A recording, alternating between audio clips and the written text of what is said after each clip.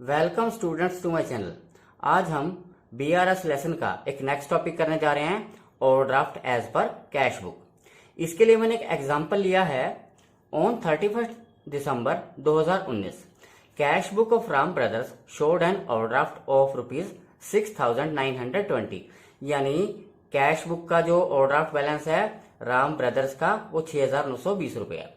कुछ इन्फॉर्मेशन है। पहली information ₹250 debited by bank for interest on overdraft, यानी 250 रुपए डेबिट किए गए इंटरेस्ट ऑन ओवरड्राफ्ट के। नेक्स्ट है चेक इशूड नॉट प्रेजेंटेड ₹4,000, यानी चेक इशू किए गए हैं लेकिन पेमेंट के लिए प्रेजेंट नहीं है, वो 4,000 रुपए के हैं। थर्ड इन्फॉर्मेशन है बैंक क्रेडिटेड इंटरेस्ट ₹600 इन पासबुक, यानी बैंक ने इंटरेस्ट के 600 रुपए पासबुक में क्रेडिट किए हैं। फोर्थ इन्फॉर्मेशन है एक BR discounted ₹700 had been dishonoured and debited in passbook, यानी हमने एक बीआर को डिस्काउंट करा लिया था 700 रुपए का, जो कि डिसऑनर हो चुका है और पासबुक में डेबिट कर दिया गया है। और फिफ्थ इन्फॉर्मेशन है check deposited not credited by bank ₹6,000, यानी चेक जमा करवाए गए हैं परंतु वो जमा नहीं हुए और 6,000 रुपए के हैं। तो स्टूडेंट्स, मैं आपको सोल्यूशन शुरू करने से पहले बताना चाहूंगा कि overdraft as per cash book का मतलब होता है हमारी कैश बुक का क्रेडिट बैलेंस, यानी हमारी पेमेंट्स ज्यादा हैं हमारी रिसीप्ट से। तो मैं आपको बताना चाहूंगा कि credit balance as per cash book हो या debit balance as per passbook हो, इन दोनों का मीनिंग होता है कि हमारा ओवरड्राफ्टिंग बैलेंस है, यानी हमने सेविंग्स से ज्यादा पैसे बैंक से निकलवा रखे हैं, यानी हमारी पेमेंट्स ज्यादा हैं हमारी रिसीप्ट कम है। देखो स्टूडेंट्स, हम ये भी कह सकते हैं कि जितने अमाउंट की ओवरड्राफ्टिंग दिखाई गई होती है हमें उस अमाउंट को बैंक को वापस करना होता है, या हम ये भी कह सकते हैं हमने उतना अमाउंट बैंक से एक्सेस में निकलवा रखा है।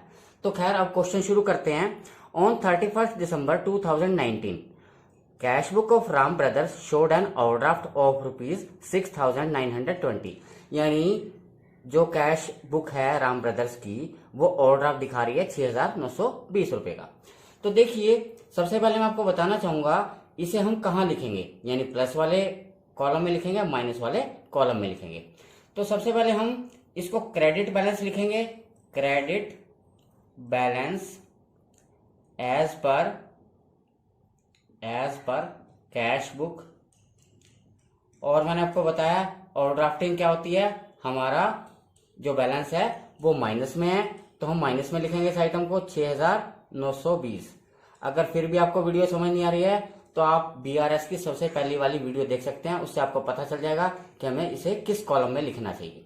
अब हमारी नेक्स्ट आइटम है, यानी first item ₹250 debited by bank for interest on overdraft, यानी 250 रुपए इंटरेस्ट ऑन ओवरड्राफ्ट के बैंक द्वारा डेबिट किए गए। तो देखिए, कैश बुक है, ये पासबुक है, तो 250 रुपए डेबिट किए हैं। तो डेबिट करने से क्या हुआ, पासबुक में हमारा ओवरड्राफ्ट और बढ़ गया, यानी हमने पहले ही 6,920 देने हैं यानी वापसी करने हैं, और 250 रुपए का ओवरड्राफ्ट और बढ़ गया। अब हम लेके चल रहे हैं कैश बुक को, तो सामने वाले को देखते हुए कैश बुक में भी हम प्लस कर लेंगे।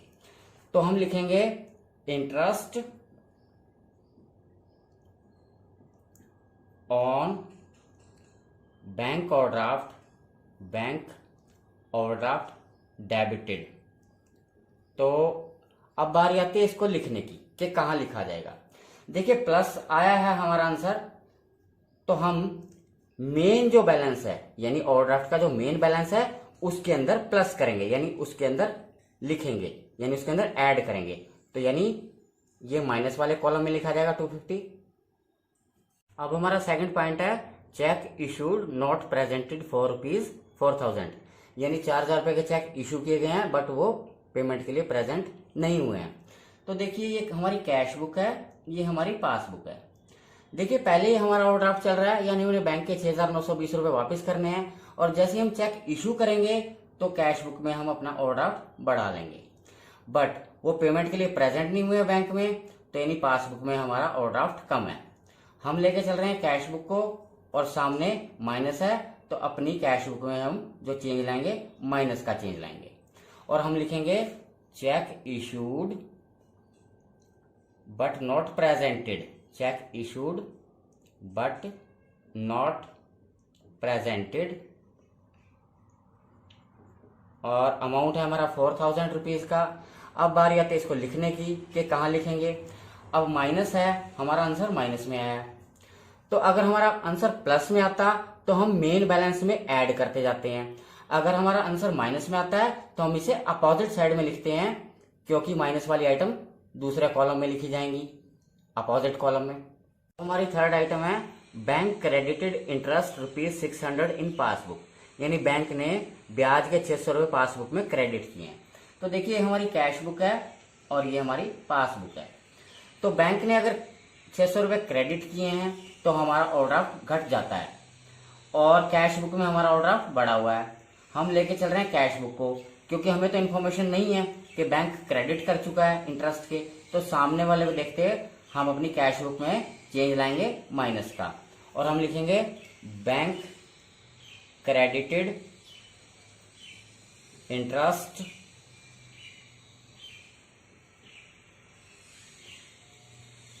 तो कितना अमाउंट है हमारा 600 का। तो मैंने बताया था माइनस अगर आपका आंसर आता है तो आप इस कॉलम में लिखेंगे 600 को। हमारी नेक्स्ट आइटम है a BR discounted ₹700 had been dishonoured and debited in passbook, यानी हमने BR डिस्काउंट कराया 700 रुपये का, जो कि डिसऑनर हो चुका है और पासबुक में डेबिट किया गया है। तो देखिए हमारी कैश बुक है, ये हमारी पासबुक है।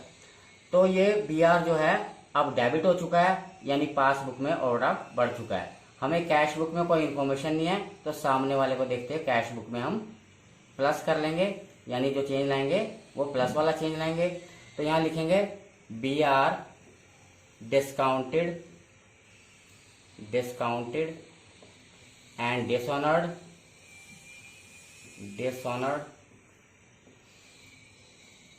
एंड डेबिटेड इन पासबुक, और हमारा जो अमाउंट है वो 700 रुपीज़ का है। तो मैंने आपको बताया था प्लस वाले आइटम को मेन बैलेंस में ऐड करेंगे तो ये माइनस वाले कॉलम में लिखा जाएगा। अब हमारा नेक्स्ट पॉइंट है check deposited not credited by bank ₹6000, यानी हमने 6000 रुपये के चेक बैंक में जमा कराए हैं बट वो जमा नहीं हुए हैं। तो देखिए कैश बुक है हमारी और ये पासबुक है। जैसे ही हम चेक डिपॉजिट कराते हैं तो कैश बुक में ओवरड्राफ्ट कम हो जाता है, बट वो बैंक में प्रेजेंट ही नहीं हुए, यानी जमा ही नहीं हुए, तो यानी पासबुक में हमारा ओवरड्राफ्ट बढ़ा हुआ है। हम लेके चल रहे हैं कैश बुक को, तो सामने वाले को देखते हुए चेंज लेंगे प्लस का, और हम यहाँ लिखेंगे चेक डिपॉजिटेड